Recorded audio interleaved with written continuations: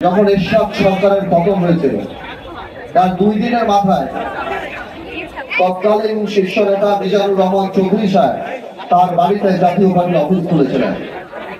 1/11-এর সময় আমরা দেখেছি যখন দেশ নেত্রী খালেদা জিয়াকে ধরে নিয়ে যায় এবং আওয়ামী লীগের সভানেত্রীকে ধরে নিয়ে যায়, তখন খন্দকার দেলোয়ার সাহেব সেই ন্যাম ভবনে বিএনপির দায়িত্ব নিয়েছিল আর জিল্লুর রহমান সাহেব নিয়েছিল আইবি কঙ্কর।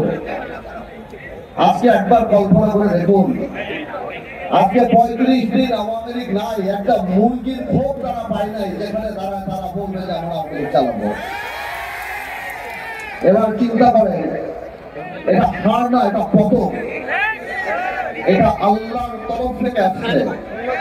আমার এখানে অনেক ভাইদের বক্তব্য আমি শুনলাম, তারা বলছেন যে আমরা বিচার চাই। ভাইয়েরা আমার, আমি বলবো 5-star রেটিং প্রাপ্ত বিএলডিসি টেকনোলজির Walton super saver ceiling fan 65% পর্যন্ত বিদ্যুৎ বিল সাশ্রয় করে আপনাকে রাখে প্রশান্তিতে। ওয়ালটন ফ্যান হাওয়া বদলে দেয়। বিচার শুধু আরম্ভ হয়েছে ইনশাআল্লাহ। এই বিচার এমন ভাবে হবে যে বাংলাদেশে আওয়ামী লীগকে সবাই মীর জাফর লীগ হিসাবে জানবে। আওয়ামী লীগ একটা রাজনৈতিক দলের অস্তিত্ব হারিয়ে ফেলেছে।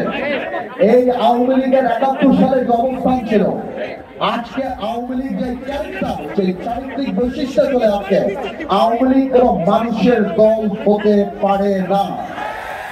আজকে ভাইয়েরা বোনেরা, আজকে আপনারা এই ছাত্র বৈষম্য আন্দোলনের ছাত্র জনতার যে আন্দোলন দেখছেন, এই আন্দোলন 17 বছর মানুষের পুঞ্জীভূত ক্ষোভ।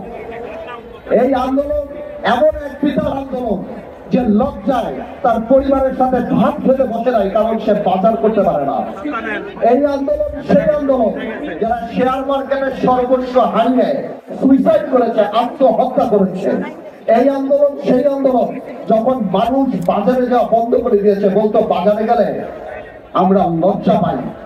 এই আন্দোলন গত 17 বছরে আমরা জেল খেলেছি, আমাদের বিএনপির সতীর্থরা জেল খেলেছে।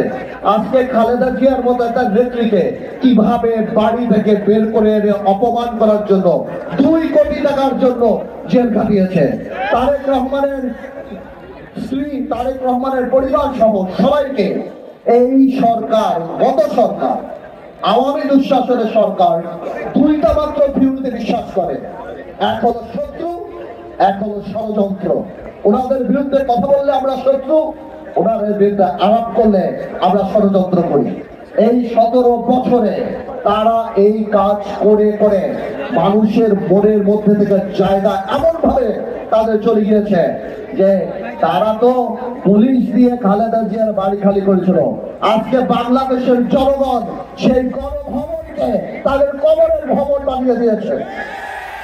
এই বিজয় আমাদের সবার বিজয়। আমরা জানি কোনো কারণে এই শহীদদের আর যারা আত্মত্যাগ করেছে তাদের রক্তের সাথে বেইমানি না করি।